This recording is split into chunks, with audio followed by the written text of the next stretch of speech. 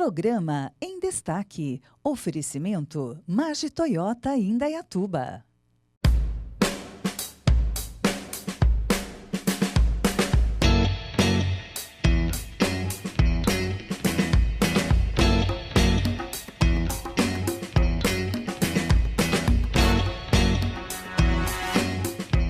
Olá, seja muito bem-vindo. Eu sou Vani Pavanelli e está começando mais um programa em Destaque. E no programa de hoje, nós batemos um papo super gostoso com a fonoaudióloga Selma Domingues Elage, que vai esclarecer muitas dúvidas de quando você deve procurar um fonoaudiólogo. E também participamos da Noite da Salada, um evento beneficente em prol do Centro Espírita Padre Isabel Kaufmann e da Casa da Mulher Anália Franco. Antes de irmos para as matérias, nós vamos até a Mage Toyota Indaiatuba para você conhecer um pouquinho mais dessa concessionária completa. Então, vem comigo para a Mage Toyota e, na sequência, as matérias super legais do programa de hoje. Você sabia que a Mage Toyota Indaiatuba é uma concessionária completa? Isso significa que aqui você encontra toda a linha Toyota com condições especiais de pagamento, através do Ciclo Toyota. Aqui você faz todas as revisões do seu carro e ainda encontra toda a linha de peças de reposição para o seu Toyota seminovo. Na Mage você coloca os acessórios genuínos Toyota para deixar o seu carro do jeitinho que você gosta. E ainda acerta a documentação porque aqui também tem despachante. Não importa a marca do seu carro. Aqui na Mage você pode fazer o seguro do seu automóvel, da sua casa ou da sua empresa, pois a Mage Seguros atende todos os segmentos, inclusive seguro de vida. E se quiser planejar a compra do seu automóvel ou sua casa, o consórcio Mage atende não só em Indaiatuba, mas todo o Brasil. Mage Toyota Indaiatuba, a sua concessionária completa. Venha conhecer!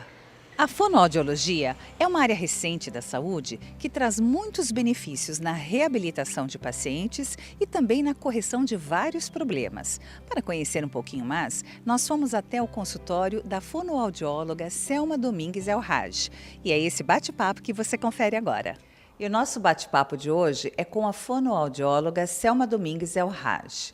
Selma, a fonoaudiologia é uma área da saúde um tanto quanto recente, não é? É sim. No Brasil, ela foi idealizada por volta de 1930, mas os primeiros cursos foram em São Paulo, na USP e na PUC de São Paulo, mais ou menos em 1960, 62. Mas a profissão só foi reconhecida realmente em 1981, dia 12 de dezembro, que é o dia do fonoaudiólogo, pelo presidente João Figueiredo.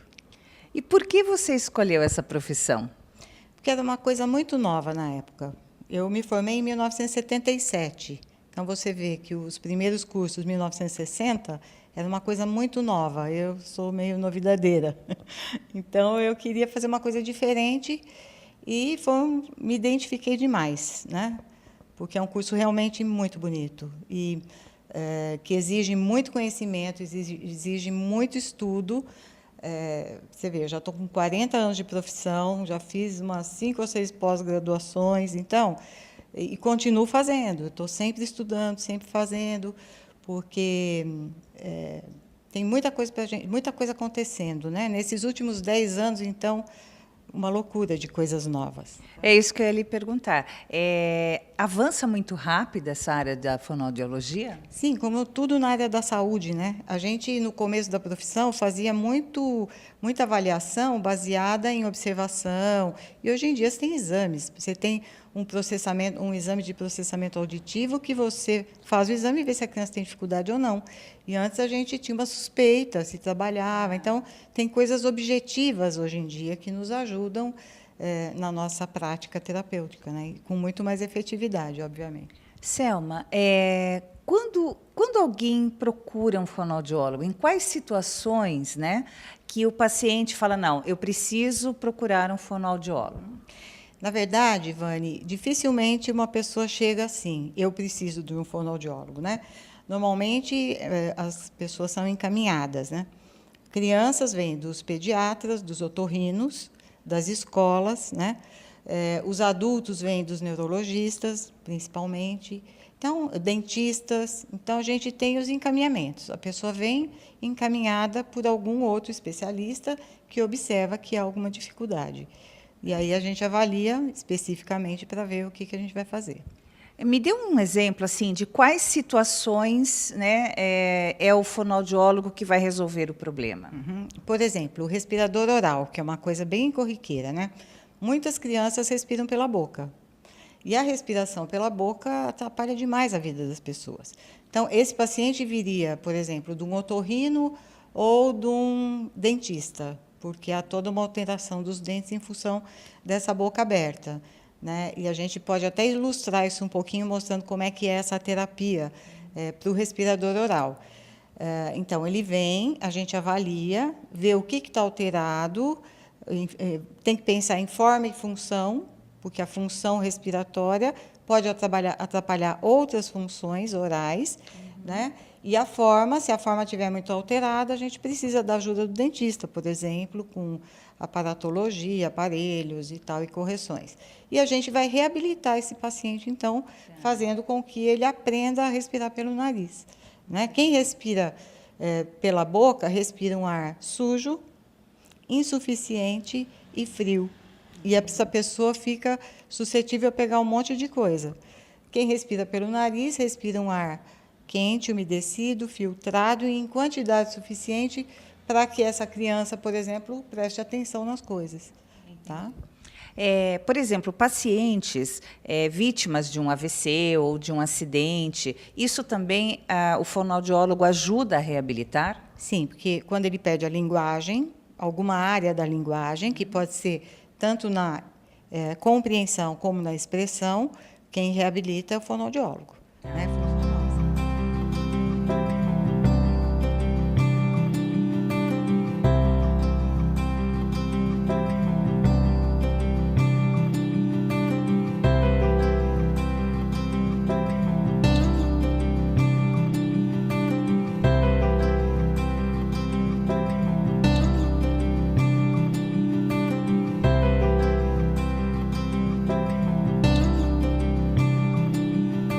Por exemplo, um paciente que tem dificuldade para falar, né? Ou gagueira, ou alguma outra disfunção, isso normalmente é uma função motora ou tem um componente emocional também nisso?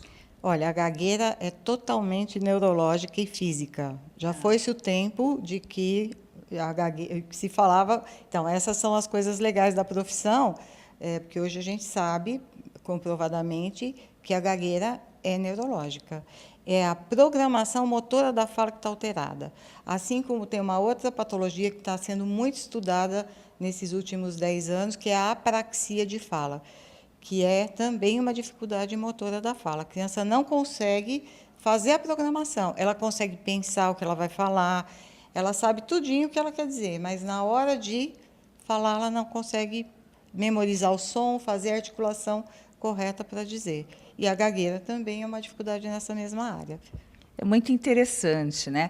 E os casos onde a pessoa troca letras, por exemplo, o L e o R, né? O cebolinha, aquelas coisas que a gente costuma ver, que é muito interessante porque passou a ser uma característica do personagem, né? Mas, com certeza, quem sofre desse tipo de mal, quem tem esse tipo de problema sofre, né? Porque ele acaba sendo vítima, e às vezes até de bullying, né? De bullying. Então, um LR, o cebolinha, é uma questão puramente articulatória, que são dois sons que são muito parecidos, né? E são falados praticamente no mesmo lugar, lerê. Tá? Então, é muito parecido e tem gente que tem uma certa dificuldade nessa articulação. Assim como o sapo, que é o ceceio. Isso é fonético, presa, a tal da língua solta, língua né? Solta, porque se ela fosse presa, ela não ia. A gente fala língua presa, né? Mas é o contrário, na verdade. É uma dificuldade do ponto articulatório. Então, é fonético. É o fonema que está sendo distorcido. Agora, por exemplo, uma troca de FV, que a pessoa vai falar vovó, fala fofó.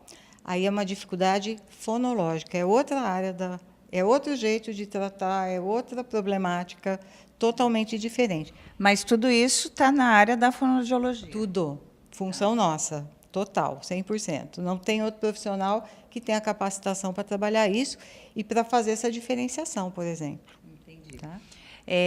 Aqui na clínica, como é que funciona? Quando o paciente chega, seja por encaminhamento, né, ou seja por vontade própria, como é que vocês agem? Então, a gente tem um protocolo a seguir. Então, a primeira sessão, normalmente, é com os pais, ou o pai, ou a mãe, ou o casal, que eu gosto muito quando vem o casal.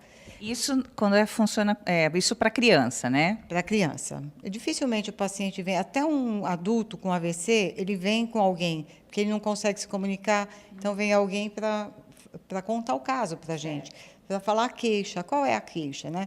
Então, no caso da criança, a mãe chega com o encaminhamento e me fala o que ela está vendo. E aí eu pego todas essas informações daquilo que ela me traz, mas eu também faço uma série de perguntas sobre o desenvolvimento dessa criança, desde a vida intraútero, antes da criança nascer, dados do parto, dados do desenvolvimento, coisas relacionadas a sono, ao comportamento,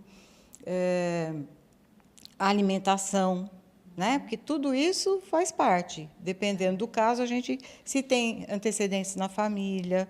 Então, a gente faz uma boa entrevista, isso é chamado de anamnese, onde você vai pegar tudo que te interessa sobre aquela pessoa.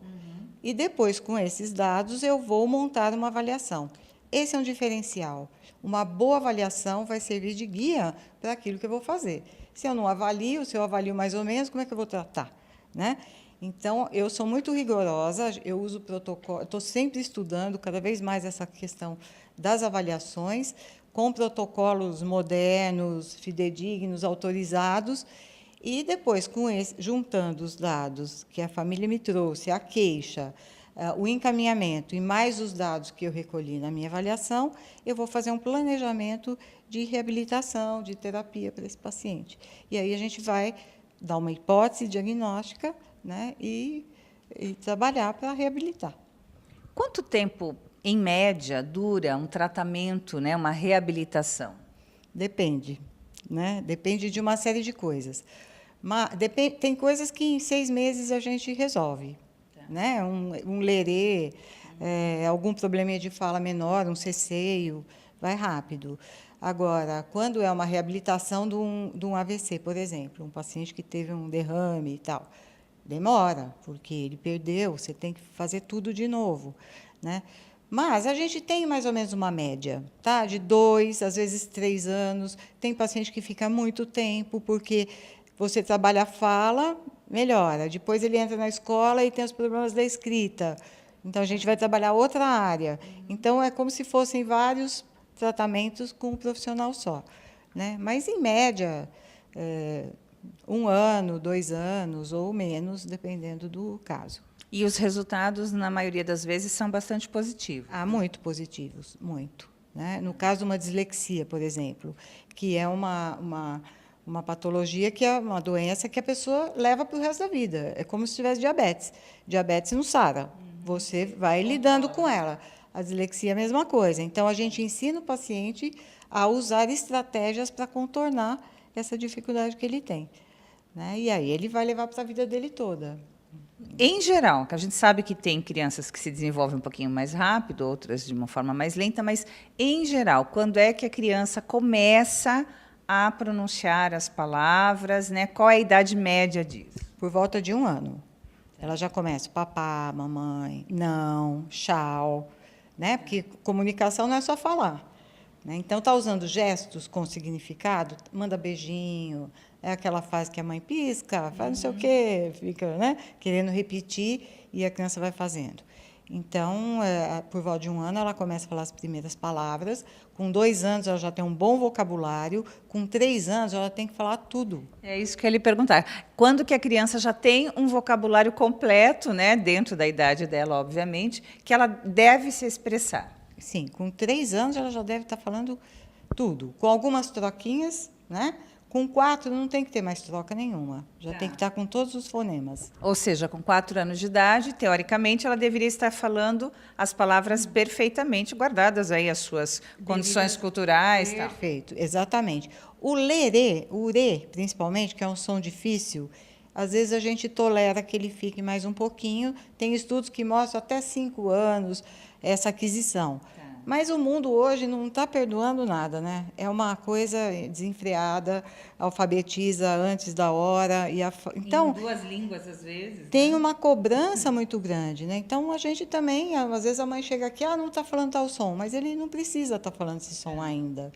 Né? Então, a gente precisa também ter um pouquinho de critério com isso. Muito bom, muito obrigada, né? Eu acho que é um tema que a gente poderia ficar falando aqui horas, né? Porque é muito interessante e, com certeza, está muito próximo do nosso dia a dia, né? Então, agradeço aí você ter nos recebido, as suas informações e, claro, né? Se você tem alguma dúvida, doutora Selma Domingues Alrage, onde fica seu consultório, Selma? Cerqueira César, 465. E um telefone para contato? 3312-1860. Muito obrigada. Obrigada, eu.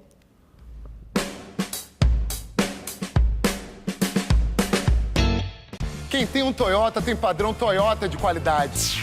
Aproveite o feirão de fábrica Toyota. Pagamos 100% da tabela FIP para toda a linha Etios e Corolla. Isso mesmo, seu usado vale 100% da tabela FIP. E mais, Etios XGET 2018 com parcelas de R$ 499 no ciclo Toyota. Ou com mais R$ 99 na parcela, você leva o Etios Sedan automático. Feirão de fábrica Toyota, na concessionária Toyota mais perto de você.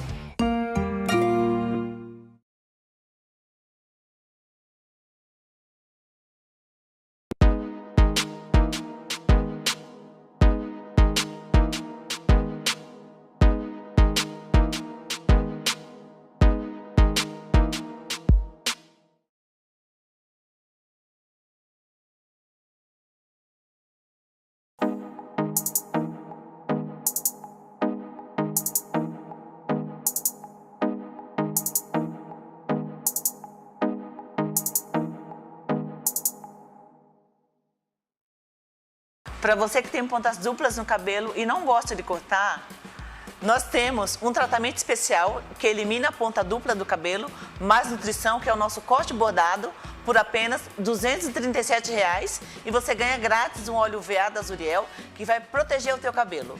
Vem pra G Beleza!